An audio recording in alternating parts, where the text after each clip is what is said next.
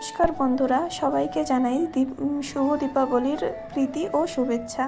আমরা কালকে চলে গিয়েছিলাম ঠাকুর দেখার জন্য। প্রথমে আমরা বনগাঁ লোকাল ধরে চলে গেলাম মধ্যমগ্রামে প্রথমে যেই প্যান্ডেলটি আমাদের চোখে পড়লো, অপেরা হাউস অফ প্যারিস।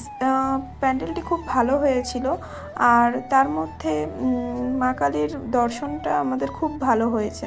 তারপরে আমরা এই আশেপাশে আরও ছোট ছোট ঠাকুর দেখতে দেখতে ঠাকুর কি প্যান্ডেল দেখতে দেখতে তারপরে চলে গেলাম আরেকটি, এটা হচ্ছে চৌমাথার মধ্যে পড়ে, মধ্যমগ্রামের বাজার সংলগ্ন এরিয়া আর কি। থিম হয়েছিল সমুদ্রের মধ্যে মায়ের আবির্ভাব, সমুদ্র গর্ভে আর কি, তো এখানকার প্যান্ডেলটি এত মানে চোখে লাগার মতো, মানে বলার মতো না। তারপরে আমরা চলে গেলাম তার পাশে কিছুটা হেঁটে। থিমটা আমার সঠিক জানা নেই। প্যান্ডেলটি খুব ভালো হয়েছিল, সাথে মায়ের মূর্তিটাও। তারপরে আমরা পাশাপাশি চলে গেলাম আরেকটি প্যান্ডেল দেখার জন্য। তো এখানকার হচ্ছে লাইটিং, আশেপাশের পরিবেশ খুবই মনোমুগ্ধকর ছিল। আর লোকজন একটু কম থাকায়, যেহেতু কালী পুজোর আগের দিন, তো আমাদের ঘুরতে খুব ভালো লাগছিল আর কি।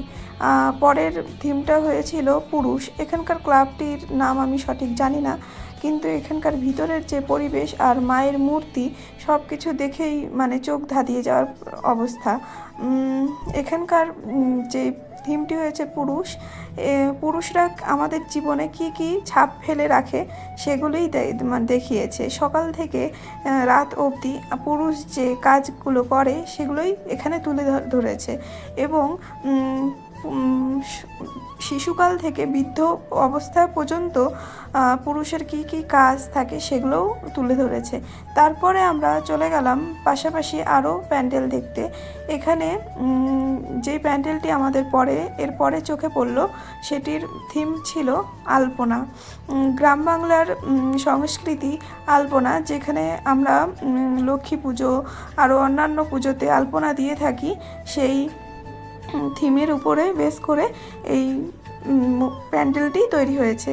তো ভিতরে গিয়ে এই কারুকার্য দেখে মন একবারে আমার আর কি শান্ত হয়ে যায়। আর তার সাথে সাথে মায়ের মূর্তিটি ছিল অভূতপূর্ব। আর এর সাথে সাথে আমরা আরও ছোট ছোট প্যান্ডেল দেখতে থাকলাম। আর এই আরও অনেক ছোট ছোট প্যান্ডেল আছে, কিন্তু সেগুলোর ভিডিও তো করা হয়নি।